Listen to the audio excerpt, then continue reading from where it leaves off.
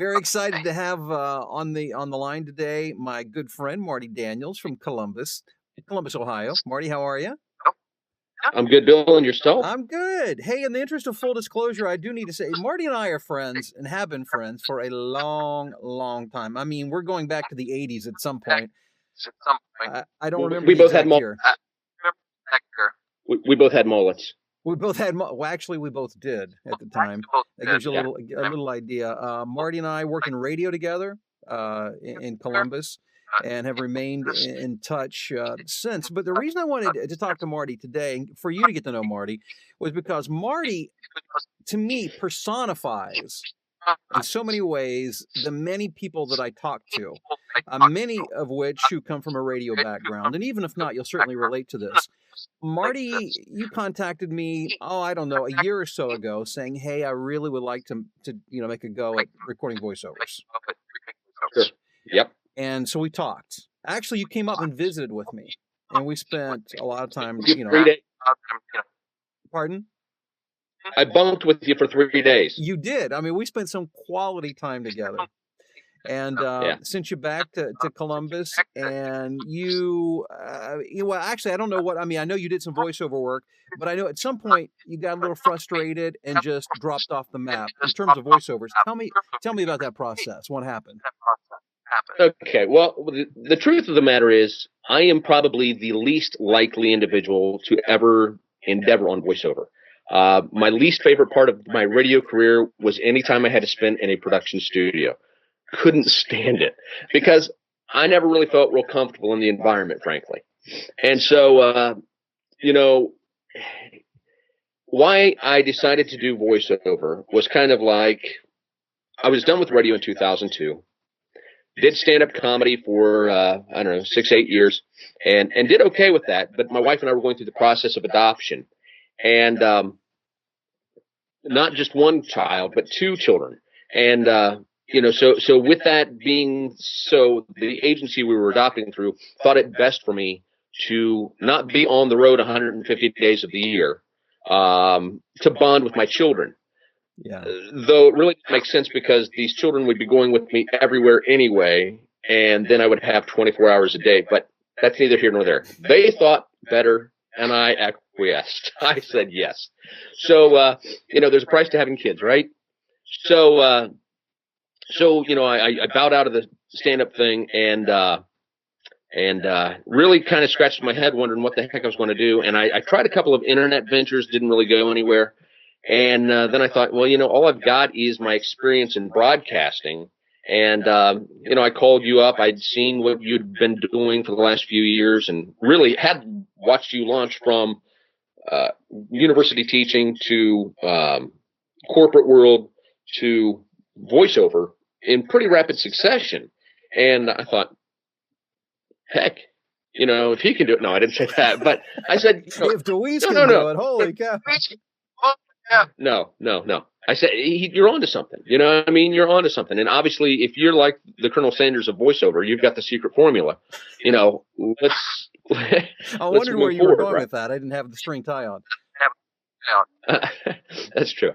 Well, at any rate, Colonel. We I contacted you and you said, hey, this is what I'm doing. Why don't you come out here, watch me for a little while? We'll talk and maybe I can give you some direction. That's where it went. I came back home, all fired up, ready to go, got a couple of gigs, but I'll be frank with you. For whatever reason, it just wasn't clicking. And so I struggled along with my other entrepreneurial efforts through the internet. And, it was a real bumpy ride. Well, then my son got diagnosed with some illnesses. And me working in the business typical world it's not an option. I can't work a 9-to-5 job because we're literally putting about 600 miles a week on our car, spending about 35 hours a week in different therapies and so on and so forth. And, we're in Cleveland and Cincinnati and Indianapolis and Pittsburgh. And, I needed something that I could do from anywhere. Yeah. And the thing that I could really maintain was efforting to do voiceover. And that's how I did. That's how I started. So there was a gap in time where I knew you had become frustrated or disillusioned or whatever the case was. And I knew that you weren't, working at all, or at least very little within voiceover, and then, and I guess for the reasons you just gave, decided to kind of recommit. Now, here's what I'm really Yeah. interested in knowing, because I think this is where people can really, gain hopefully some insight, and that is what made the difference between the first time where you just kind of fizzled out, and now you've gone from literally zero to full time. And this is what I think is so compelling. Yeah. From zero to full time voice talent in 3 months. That may be a land speed record. Yeah. I'm the Carl Lewis. I guess Carl You Lewis isn't are. the boss guy anymore, is he? No, I mean, aside from the fact that you did use my voiceover playbook, so we do have to kind of, and I really, that was I more of a absolutely. more of a support. We had talked about a lot of that stuff beforehand, but I wanted to make sure that you had access to the basic strategies and principles. But yeah, I am curious about what you Right. use. What made the difference? So what are you doing now? The singleness of purpose. Mm. It's there's a book called the Power of Focus, and I can't remember who the author is, but really, you look up any of these books that talk about success or achievement or anything like that, and really there is one trait that's common in every one of them, and that is you've got to be wholly committed to whatever you want to succeed at, and you really need to see yourself succeeding at that before you ever be able to step into that arena. Yeah. I think that's the difference. Yeah, that's interesting because it makes, which is really, it's psychological, because I talked to, I don't know how many voice talent I consult with, and just actually got off the phone with one before talking to you. And it's a gentleman he's programming a radio station, doing a morning show, also doing work for an internet radio station, but wants to become full-time voice talent, and has a 2-year time frame to do that. And and seems to be a really solid, sharp guy, and I'm sure that he will do that. But singleness of purpose is what takes you from zero to full time in 3 months. Right. Oh yeah. I mean, there were no other distractions around me, and because of the situation within my house with, my son's situation. Like I said, I don't work normal business hours. It's not like I get up and get into the studio around 9, and that doesn't happen. Right. I go through a day where we're attending to these different situations. Only when the kids go to bed, that's when I can then pay attention to what I've got to pay attention to.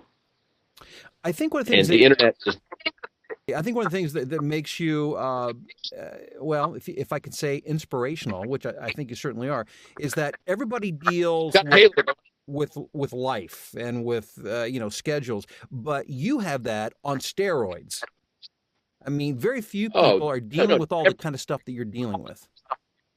Everybody has something, and here's the thing. Listen, my wife and I took the posture a while ago. Everybody has crap, and it's just the level at which you allow that to dominate you. Yeah. I mean, really, that's the truth. And literally, everybody's got stuff. So I mean, what my obstacles aren't somebody else's, but they certainly have either obstacles that they've built into themselves or circumstances have put around them. Right. And, the choice is, are you going to be chained to that and die, or are you going to move forward? And, it's really at this point in my life for the first time, and literally first time, decided to move forward, so because I never thought about radio or comedy as a career. Okay. Never thought about either one of them. I did radio for almost 20 years. Never thought about it as a career. It was just a job I did. Interesting. And which interesting and sad, because I could have made a lot of really great contacts. I mean, come on, man. But I never really had the mindset that, this is what I'm going to do when I retire. I always I was still going to be the shortstop of the Cincinnati Reds. Yeah, I hate to be the guy to break that one to you, Marty, but I don't know. That Larkin kid will never come around. Yes, exactly. And as you say that, it made me think back when I first made the decision to do this, and really it was a commitment. At that point I did not think of it as a hobby. I didn't think of it as I didn't even think in terms of a safety net. I just didn't even allow Right. myself to think about that. As far as I was concerned, I was a full-time voiceover talent, even when I was making Right. nothing, when I started, and I just moved forward as if Right. this was my career. So let's talk for a second, aside from Yeah. the fact that you made the shift and the decision, which is huge. I mean, that set the Right. foundation for you, the shift to thinking, this is my career. I'm single, I have a Right. single focus and purpose. What are a couple of the strategies that you've been using to employ that you feel that have best helped you to grow your voiceover career? I have to tell you, through your program there, I picked up the ability to search Craigslist Mm, to yeah, infinite degrees. And my wife is pretty talented with the SEO stuff. And so she has been doing that for me. And I have to tell you, 90% of everything that I found that I've been hired to do yeah, has been through that. awesome. 90%. I'm not kidding you. Yeah. That really is what it is. And I'll have to tell you, even the ones that are expired, the gigs that are expired on there, Yeah, hardly anybody just hires. Well, I won't say hardly anybody. I focus on trying to find agencies that are hiring through Craigslist, okay? right. And so what I do is I focus on them. And so what I'll do is, even after those gigs are expired, they posted on there, because, they don't always run away. I contact them, and I don't have to play very hard, but I'll play stupid with them. And I'll say, yeah, I was just contacting you about this gig here on Craigslist, and, strike up a conversation, become the likable, affable young guy that I am, uh, you know, and develop a rapport with them Yeah. based on a lie. Um, no, but I'll build a rapport No. with them. And, from there, then as there's opportunities down the line, they'll go, hey, that Marty Daniels guy. And that's literally what happened. And that happened in short order. Yeah. They said that job's already been awarded, and actually that's already gone, but we've got something else that you might be right for. Yeah. So that's that. I'm looking at that generic middle American every guy voice. Right. Which is I'm where the lucky. bulk of the work is right now.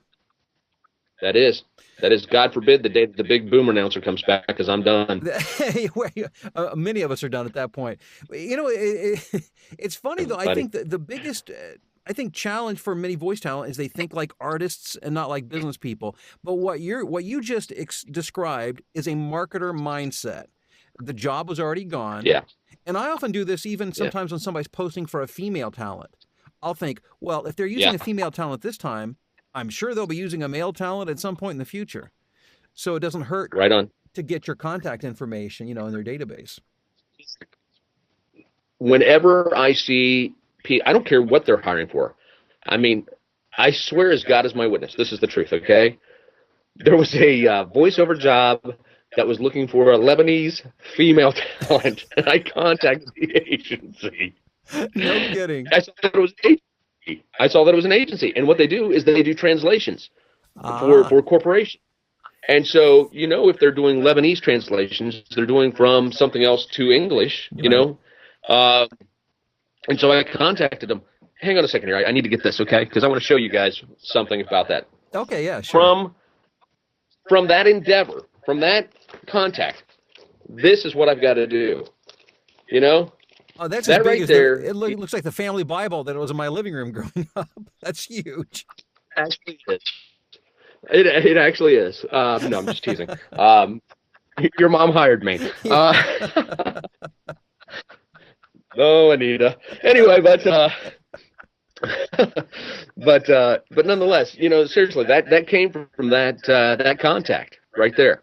See, now again, that's a marketing mindset. You have to be. I mean, you've got to be a scrapper, and that's how it may not be glamorous, but if you really want to make money, what's that? Nobody gets paid for being glamorous. Nobody gets paid for being glamorous. Yeah. I mean,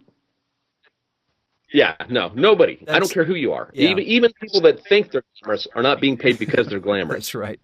That's a really good point.